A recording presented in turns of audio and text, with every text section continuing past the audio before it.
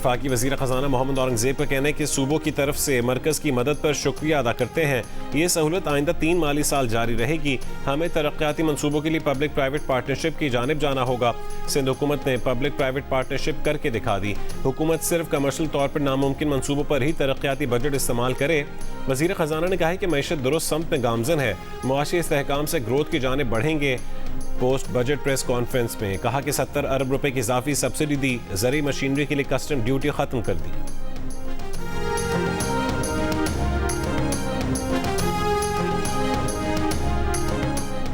वज़ीर मुमलिकत बराए ख़ज़ाना बिलाल अज़हर कियानी ने वफाकी बजट को तनख्वाहदार तबके, सनतकार, एक्सपोर्टर्स और तामीराती शोबे का बजट करार दिया। पोस्ट बजट प्रेस कॉन्फ्रेंस में कहा है कि बजट में तमाम शोबों पर बोझ कम करने की कोशिश की है। ये बजट उसका है जो अपना घर बनाना चाहता है। कम तनख्वाहदार तबकों पर टैक्स पिछले साल ही कम कर दिया था। इस बार भी तनख्वाहदार तबके को टैक्स में रिलीफ दिया। बिजनेस कम्युनिटी, एक्सपोर्टर्स और शिपिंग इंडस्ट्री पर भी टैक्स बोझ कम किया गया। बजट से सनतों और बरामदात को फरोग और रोजगार मिलेगा।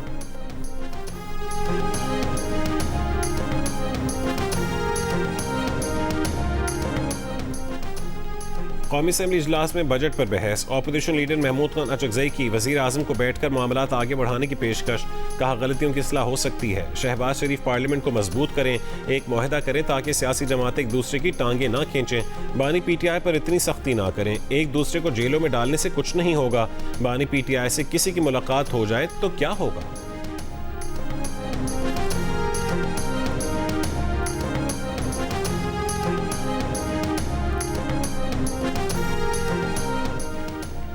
सियासत अपनी अपनी, विजन अपना अपना और ख्यालात अपने अपने, लेकिन पाकिस्तान है तो हम हैं। वज़ीर आज़म शहबाज शरीफ की एक बार फिर ऑपोजिशन को मिसाक़ जमहूरियत की दावत।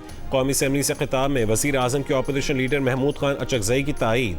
कोई दो राय नहीं कि सूबे के मुआशी वसाइल उनका हक है। बतौर वज़ीर आज़म चारों सूबों की यकसन तरक्की उनकी जिम्मेदारी है।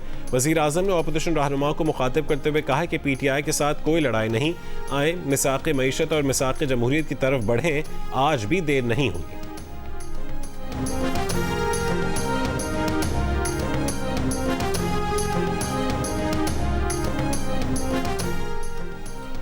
चेयरमैन PTI बैरिस्टर गौहर का एक बार फिर बानी PTI से मुलाकात कराने का मुतालबा।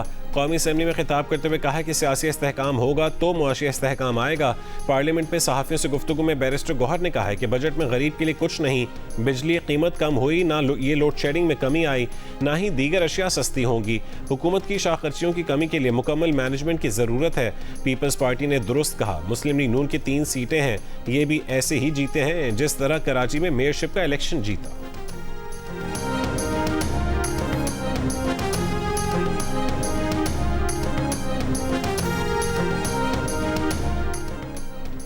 $1300 अरब टैक्स में $1100 अरब रुपए कराची से इकट्ठा होता है। कराची में टूटी सड़कें हैं। 18 साल से करप्ट हुकूमत कायम है। MQM के फारूक सत्तार का कौमी असेंबली में खिताब। कहा वज़ीर आज़म की तकरीर में कराची का जिक्र नहीं। 2100 अरब रुपए सिंध को दे रहे हैं, ये पैसे सिंध के मुख्तलिफ शहरों के मेयर्स को दें, सिर्फ कराची को ना दें। 26वीं और 27वीं आईनी तरमीम को सपोर्ट किया, हमारी बारी पर रेड लाइन आ गई। आइन में बल्दियाती इदारों को खुद मुख्तार बनाना होगा।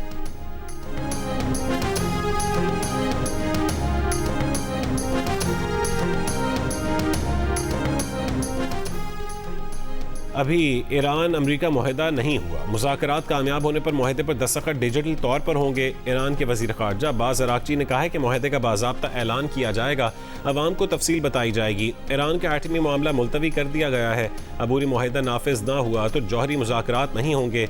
ईरान के मुंजमद फंड्स जारी किए जाएंगे। अमरीकी नाकाबंदी ख़त्म और आबना हुर्मुज़ खोलना अबूरी मुआहदे का हिस्सा है। मुआहदे में लेबनान समेत हर महाज पर जंग का खात्मा शामिल होगा। लेबनान में जंग के खात्मे का मतलब इसराइल का कब्जा शुदा इलाकों से इनखला है।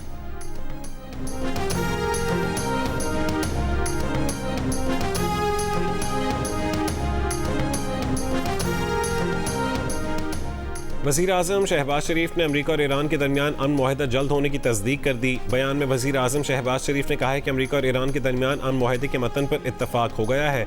पाकिस्तान अगले इक़दामात को हतमी शक्ल देने के लिए अमेरिका और ईरान के साथ मिलकर काम कर रहा है। शहबाज शरीफ ने कहा कि सालिसी की कोशिशों के दौरान अमन मुआहदे को सबोताज करने की ख्वाहिश रखने वालों की जानिब से मुसलसल गलत मालूमात की मुहिम से पूरी तरह आगाह हैं। अमन अब पहले से कहीं ज़्यादा करीब है।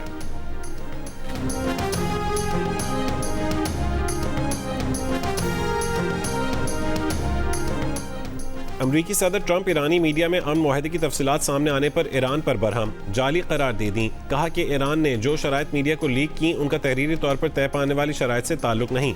अमरीकी नायब सदर की ईरान के मुंजमद असासे बहाल करने की तरदीद। कहा कि अगर ईरान ने शराइत पूरी कर दी तो ईरान और पूरे खित्ते के लिए रकूम जारी कर दी जाएंगी।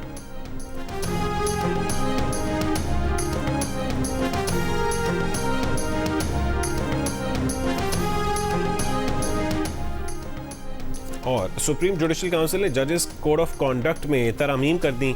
इत्तलाक अब वफाकी आईनी अदालत और वफाकी शरई अदालत के जजेस पर भी होगा। तरमीम के बाद जजेस सिर्फ सियासी और सिफारती तकरीबात में चीफ जस्टिस की इजाज़त से शिरकत कर सकेंगे।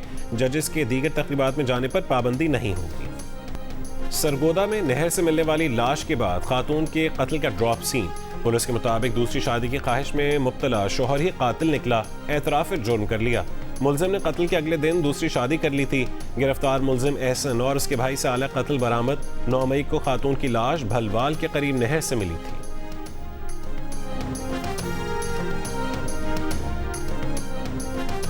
गुजरावाला मंडियाला बड़ाइच में जमींदार ने फायरिंग करके बेटी, दामाद और मुलाजिम को कत्ल कर दिया। पुलिस के मुताबिक मुलजिम की बेटी ने 3 महीने कबल पसंद की शादी की थी। मुलजिम ने बेटी और दामाद का कत्ल छुपाने के लिए मुलाजिम को भी कत्ल कर डाला। मुलजिम फरार।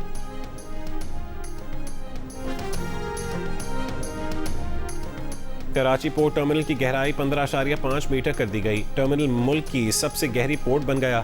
सीईओ टर्मिनल का कहना है कि जहाज मुड़ने की जगह की चौड़ाई 305 से बढ़ाकर 350 मीटर कर दी गई। पोर्ट पर बड़े जहाजों की आमद मुमकिन हो सकेगी।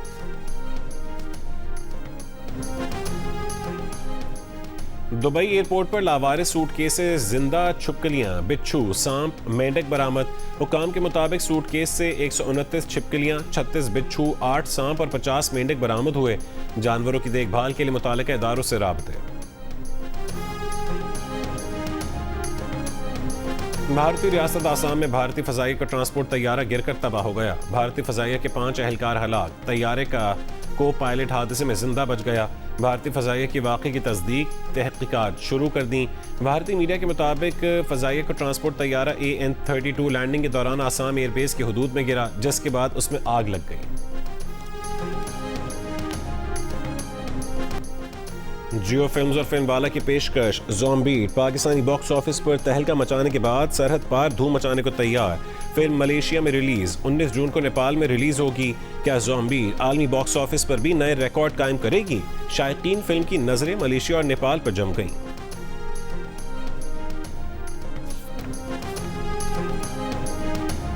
और शहनशाह गजल मेहदी हसन को मद्दाहों से बिछड़े 14 बरस बीत गए। फिल्मी गीतों और गजलों की ताजगी और मकबूलियत आज भी बरकरार।